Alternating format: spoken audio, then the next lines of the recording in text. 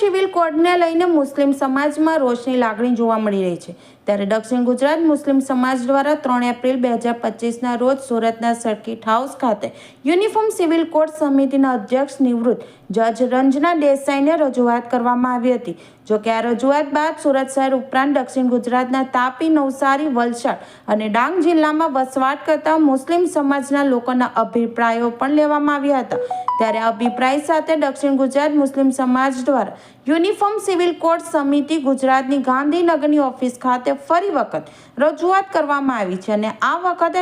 દક્ષિણ ગુજરાત મુસ્લિમ સમાજ દ્વારા યુનિફોર્મ સિવિલ કોડ સમિતિ ગુજરાતના અધ્યક્ષ નિવૃત્ત જજ રંजना દેસાઈને 96,165 વાંધા અરજી આપવામાં આવી છે।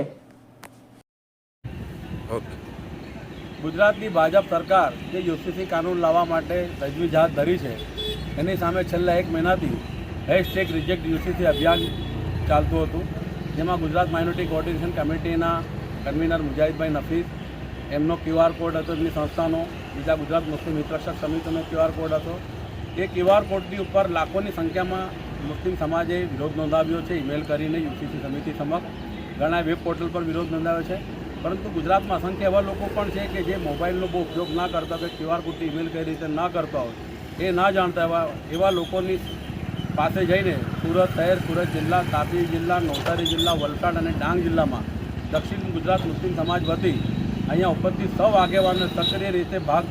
સક્રિય રહીને એવા તમામ લોકો પાસે યુસીસી કાનૂન કે જે આપણા શરિયતી ઇસ્લામિક કાનૂનની વિરુદ્ધમાં છે, જે આપણા કુરાનને આપણે કાનૂન વર્ષોથી જે 1400 વર્ષથી ફોલો કરતા છે એની વિપરીતનો આ કાનૂન હોય એનો વિરોધ દર્શાવવા માટે વાંધા અરજીઓ લખી હતી લિખિતમાં। એ તમામ વાંધા અરજીઓ લઈને આજ રોજ દક્ષિણ ગુજરાત મુસ્લિમ સમાજ વતી અહીંયા અમે